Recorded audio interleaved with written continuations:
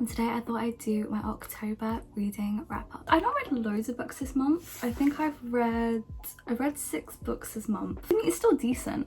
It's not what I was aiming for. I think I was aiming for 9, but I just got super busy. I also got in a book slump, so we're on 6 books. And I read 2 fantasies, 2 romance, a thriller, and a sci-fi. The highest rated book was a 4.5 and my lowest rated book was a 2-star. Let's start off with the first book I read this month, and that was The Last Housewife by Ashley Winstead. This book was a thriller, and I've read Ashley Winstead's books before. I've read In My Dreams I Hold a Knife and I really enjoyed that book. I gave it a 5 stars. This book I did end up giving a 4.5 and I really thoroughly enjoyed it. So this book, we followed our main character Shay, who is our female main character, and Jamie, who's our male main character, and they're investigating the death of a college friend of Shay, and it's for a podcast that Jamie owns. Shay ends up remembering the fact that her, this college friend, and another college friend that passed away when they were in college used to be, they ended up being brainwashed into this cult. Shay, it's hard to explain without ruining the book. There was this guy who was a lot older than them who ended up manipulating them into really being at his mercy. He would punish them for doing things that he hadn't asked, or if they acted up, he would physically punish them in different ways. And it really ended up with them being in this cult really and getting just completely controlled and being psychologically and physically abused by this guy who was a lot older than them. They managed to escape way back when, so we get a lot of flashbacks of that, and Shay begins to remember pieces of this that she's like locked away in her mind. So Shay is going undercover throughout this book and she's trying to find out what happened to her friend who has recently died. Police have just written it off as a suicide and she's pretty convinced that it was a murder. There was only 3 of them. One of them was killed in college and all of a sudden the second one's been killed. Is she gonna be the third? She ends up going back into this town that they grew up in college, trying to find out what went on and trying to find out if this guy still is doing this to other girls or if he's still around anymore. Things are a bit suspicious. It's a really good book. I mean, there are very much trigger warning topics in this book, so I'm just gonna tell you a few of them. There is physical abuse as punishment, sexual abuse, murder, suicide, SH, and obviously speaking about cults, and there is also drug use. So this book I really did enjoy. The themes in this book, I will say, are sexual manipulation, physical punishment, preying on the young, abuse of power, control, backroom dealings, and corrupt police. It's very suspenseful. I enjoyed the podcast investigation because a lot of those sections were written like a transcript here, so you can see like the names are highlighted and then like it's laid out that way as if they're having like a conversation back and forth on a transcript. I liked that. I also found that this book was very dark, so we watched Shay really go undercover into these backroom dealings and into these cults that we didn't know existed, because obviously they are like for the elite and they are hidden away from regular society people. To see Shay really put herself in harm's way to find out what has gone on, because she was so invested in, well, she was so convinced that this friend had been killed by somebody who was involved in the cult. So we saw a lot of the cult, how dark and serious and dangerous they are. We also got to see the long-lasting effects of trauma. Shay was obviously controlled and manipulated when she was younger. When she's older, she thinks that she has moved past it and everything, but when she is trying to investigate these cults and really put herself in a really difficult position, she does have moments where she feels like she has to do what these people are saying, even though she's undercover. Trauma response of the body saying like, oh, you're back there when that happened. Her body still reacts the way it used to, even though she thought she'd moved on. Really good book. I really loved it. It was very dark and definitely what I was looking for. I always love Ashley Winstead's writing. I always feel like she goes there with the thrillers. Highly recommend. I got mine for £3 from the works, so it might still be there. The next book I read was a audiobook, and this was The Song of Achilles by Madeline Miller, and this was a historical fiction / gay romance. With this book I ended up giving a 4.5, and this was my favourite book of the entire month. So good, and I cried my eyes out. This book is very well written and very, in my opinion, poetic in its phrases and wording. I really liked that. I thought it was really beautiful. I've put here the I've not really put anything about the plot, so I'm just gonna run you through like the gist of the book. Not gonna spoil anything, of course. We've got our main character who isn't actually Achilles. Achilles is like a side character who is a main character, but we never get his point of view. This is all from the point of view from a different person, and this is Patroclus. I may be saying that wrong, just to let you know. So Patroclus is somebody who is exiled from where he lives by his father and ends up having to live where Achilles lives. He becomes very close with Achilles for one reason or another, and they become best mates basically. This leads to them sharing a room as their mates, basically training together all the time and becoming very close. We then have Achilles has to go off to like learn his purpose and be trained like properly by somebody, and Patroclus goes with him. This all happens, by the way, when they are young boys. I think they might be like 12 or 14, and we get to watch them grow up through the book. I just want to mention that now. We get to see them from like 12 or 14 up until like 20. So you get to see this big like time frame of these two being friends. Of course,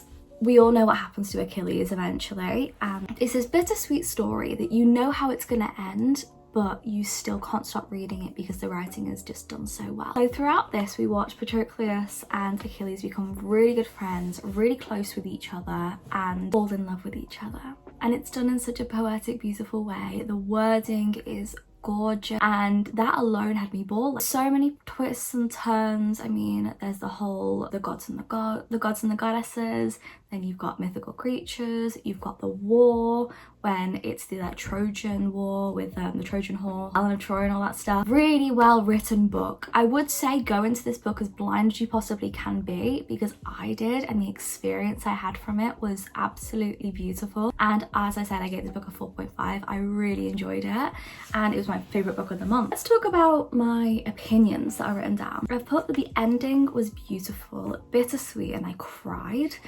I loved the plot and the pacing. I thought it was done very well. The mixing, oh, I can't say what that is. The ending I just thought was beautiful, like truly beautiful. I was worried it was going to end on like a horrible note. It ends beautifully, like honestly, bittersweet but beautiful. Spice scenes were more like love. So there were spicy scenes in this, but they weren't written like spice scenes. You know, it's not like twisted love or anything.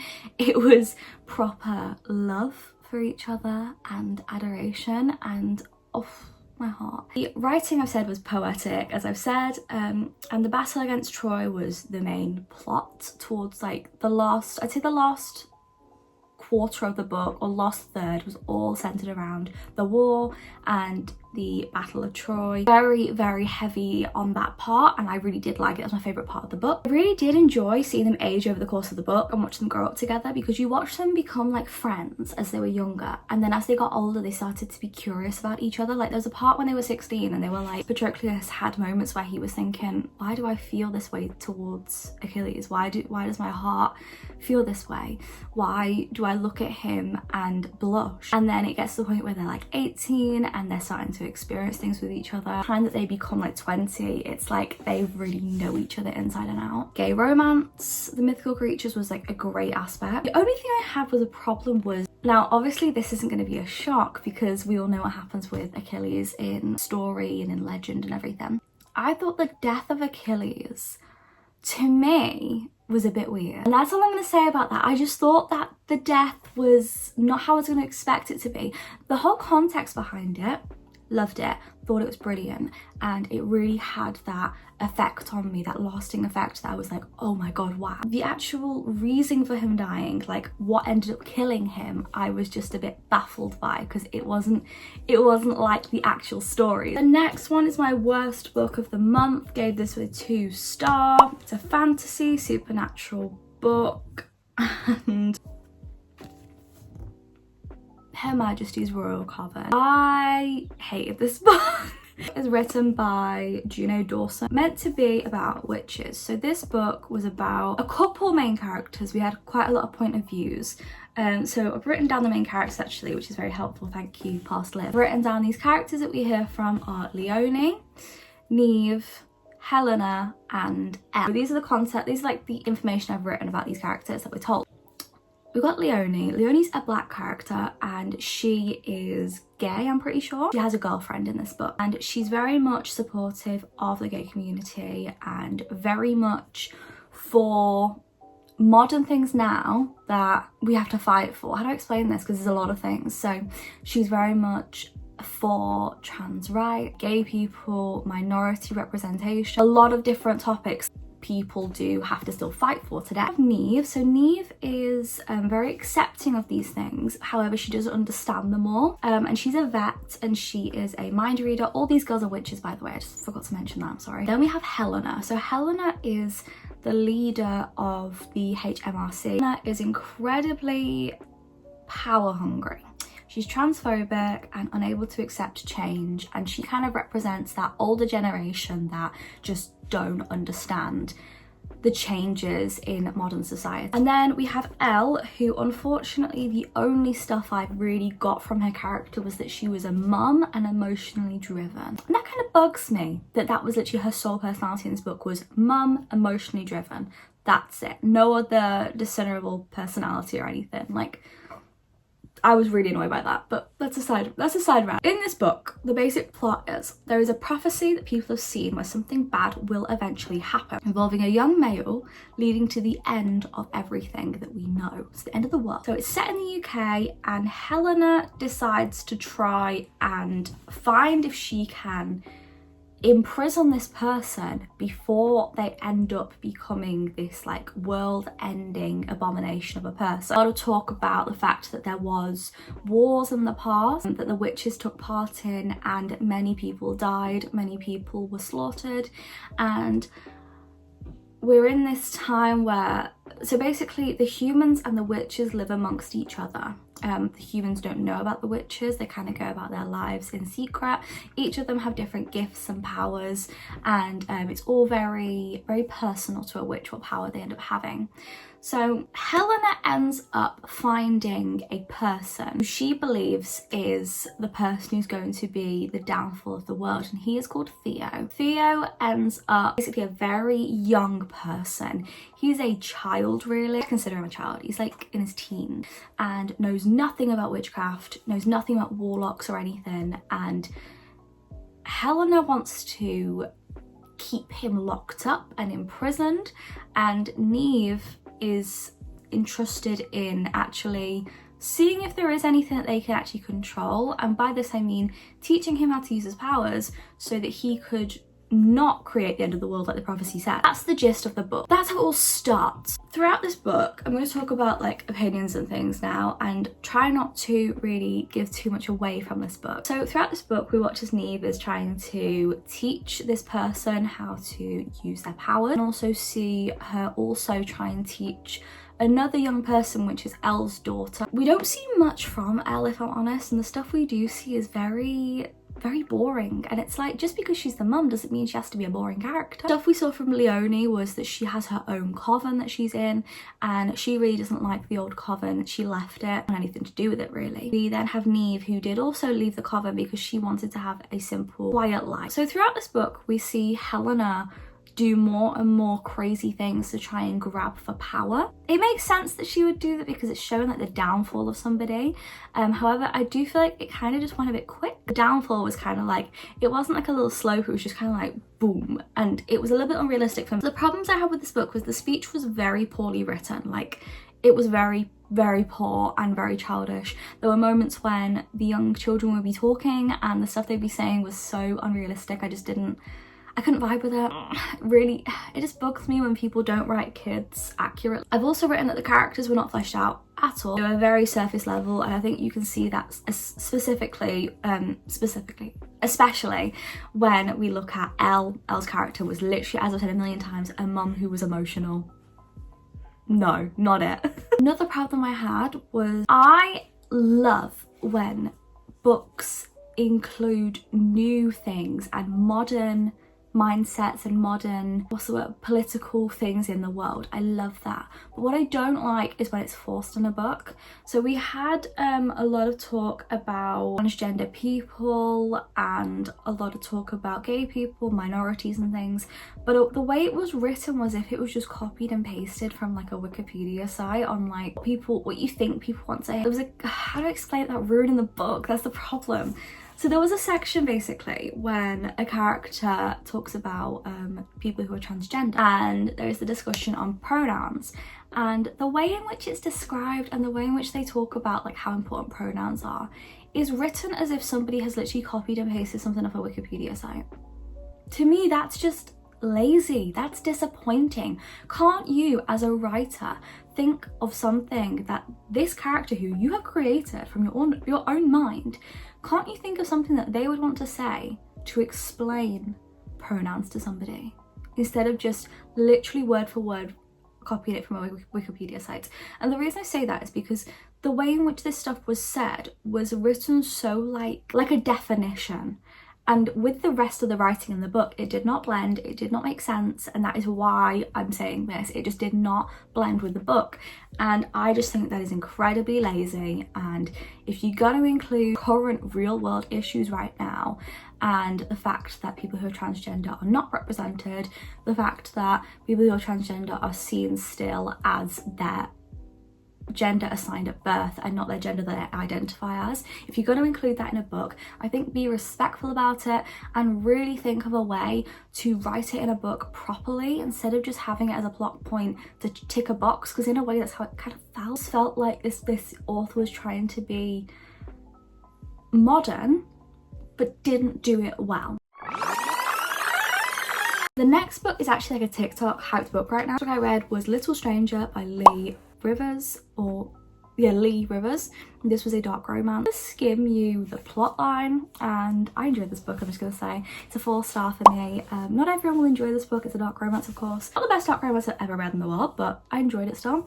So I said it had a decent plot line and decent pacing. It's a good amount of morally grey scenes in my opinion for it to be a dark romance. And the ending was a tad weak, but there is a second book, so I'm interested to read the second book, and I will be reading it because it's a duet. It was a foster siblings romance, so we had these two people who were both foster siblings, ended up having a very interesting, complex relationship with each other, and as they got older it was very clear that the main guy in it, who's called Malachi, he was very controlling of our female main character, and things went from being just like him being controlling and wanting to like be around her all the time to him wanting to be more than a foster brother to her. Very morally grey. Again, if you don't like dark romance, don't bother reading it, because all you'll do is end up complaining that the scenes are morally grey and that the plot line is morally grey and very taboo. So please don't read dark romance if you're not into dark romance, because all you do is complain. I really liked it in my opinion. It was a very short book, and I read it on Kindle Unlimited. I did enjoy it. I definitely did. It was not as good as Haunting or Hunting Adeline.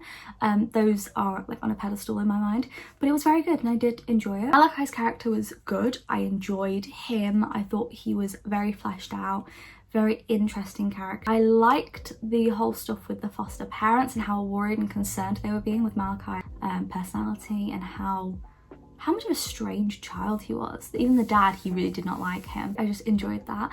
I thought the morally grey scenes and the spice scenes were phenomenal, really liked them. It was just the ending that I was a bit iffy on, that I was just a bit like, it was a very good book. I did love all like the prison scene. I mean, that's not a shock, because on the back of the book it does say that Malachi goes to prison.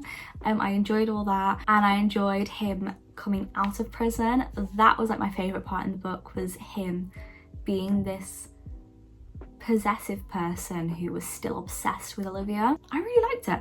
Again, as I said, the ending was a little bit strange for me. It went a little bit more modern mafia in the end, but I did like it. I ended up reading Bride by Ali Hazelwood. So this book I ended up giving a 4.5 rating, and I really enjoyed it. So the characters we have in this book, we have this girl here, this is Misery, she's a vampire, and then we have Lo here, who is a were.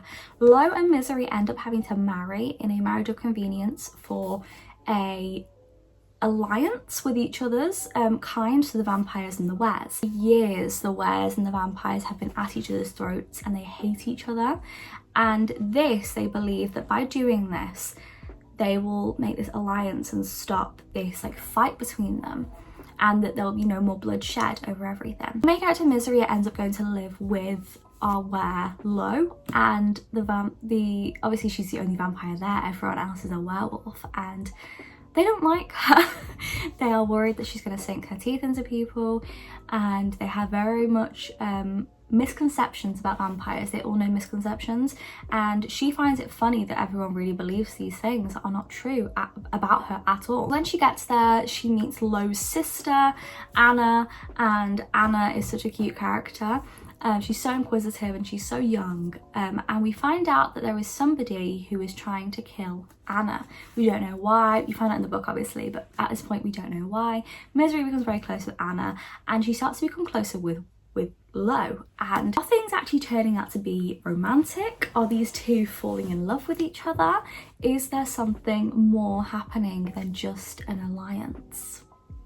It's good, it's really good. So another plot point in this book is that Misery is with Lo for more than an alliance. Misery's friend went missing, and for some reason or another, you find out in the book, she thinks it's to do with the wares that her human friend went missing, and she wants to know why, which is why she agrees to marrying Lo. Writing was great, it was humorous and very believable. Plot was solid, politics and backstory was explained very well. The banter was flipping hilarious between Lo and Misery, really loved it. Plot was progressing very well, pacing was very well, and I loved Anna's character, who was Lo's sister. I loved how creative the spice scenes were. We could have easily had spice scenes written like any other human spice.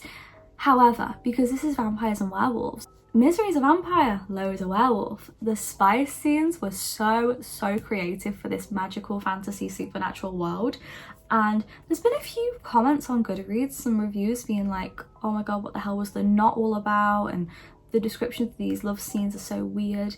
I think that they were written brilliantly. I mean, these love scenes were not meant to be like human love scenes at all. They were meant to be really unique to the book, and I thought that Ali Hazelwood really achieved. And the politics was really set out in the first 50 pages, like perfectly. Like within 50 pages, I knew exactly what was going on. For Ali Hazelwood's first ever fantasy supernatural, I thought it was absolutely spectacular. I mean, I really enjoyed it. We had a lot of characters from the wares that I adored. I can't remember names right now, but there was one of the male wares. He was quite young and he was constantly worried around Misery that she was going to sink her teeth into him. We had Lo's like female like friend, and she was very protective of the wares, and Misery and her end up having like a heart-to-heart section in this book. I really love that. Really love Misery. She's one of my favourite characters. I thought she was just great. I would highly recommend this book. Next, I read 11/22/63 by Stephen King. It's my first ever Stephen King novel I've ever read. I gave this a 4.5. I really enjoyed it. I actually did a whole vlog on it, so if you want my full opinion, go watch that video. That's like my live reaction to the book. So this book, we have our main character Jake, and Jake has a friend called Al. And Al he's very close to Jake. Not very close, but he runs the diner, and Jake is an English teacher. He goes over the road to the diner all the time and eats there. And one day Al calls him to come round, and Jake thinks it's very strange because they're not, you know, best mates or anything. And when he goes round, Al shows him that he has got a time machine.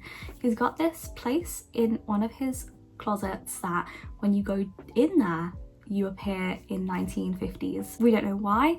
It's some weird paradox, and Al's idea is that if Jake could go back in time and wait 10 years-ish, he could stop the assassination of JFK. Yeah, it goes there, this book. So Jake goes down this rabbit hole and ends up in the 50s, and he has to get to know like people there, and every time you come out of it and go back in, it resets everything. So let's say you did end up assassinating JFK and you left, the world will be different because that will have happened in the past, but the minute you go back down and come back out, it'll originate back to what originally happened in history. Jake does end up trying to do this, and he is wanting to find the person who shot JFK and assassinated him, and the plan is that he's going to kill him first, or at least deter him from doing so. He has to spend like 10 years in the 50s to get to the day of JFK's assassination, and he's trying to get used to life here. So we see a lot of sections where he's trying to get used to the lingo, the fashion sense, just how you talk in general. He ends up getting a job as a teacher in the 50s, and that's the job that he's got in the modern day anyway, so he gets on with the job very well. He finds love, it is beautiful, he makes brilliant friends with people, and you've constantly got to remember, once he goes back though, what then? And yeah, this book was really good, well written. I really liked it. We saw, obviously, as well, after all that stuff, we saw like the JFK assassination and what would happen and everything, and what Jake ended up doing. Really enjoyed the book. I put that the pacing was really good. Phenomenal writing, great setup before the actual storyline picked up. Characters were amazing, especially Al and Jake, and the romantic interest, I can't remember her name. Descriptions of the 50s were done so well. It wasn't generic with like poodle skirts or anything, it was actually really well written. Pacing. I said that the ending was brilliant and tied up everything neatly, and it was so bittersweet. Like, I was crying my eyes out. That's her name, Sadie. The whole ending of Jake and Sadie broke my heart into a million pieces, and I still think about it to this day. Very connected to the characters we met due to the writing and descriptive style. There's 100 pages around page 300 that you do tend to think like, why are we spending so much time fixated on Jake's job as a teacher and these friends? And it's because by the end, like, it has this gut-wrenching effect on us. Breaking and beautiful. Side plots tie into the main storyline so well. Like, all the side plots that I thought were not going to be important were very important. Really enjoyed them, and I cried my eyes out to this book, not gonna lie. That's been all the books I've read this month. I hope you have enjoyed. I'll see you guys soon with another video, and I will, yeah, subscribe, like, and do all that stuff, and I'll see you guys pretty soon. Bye.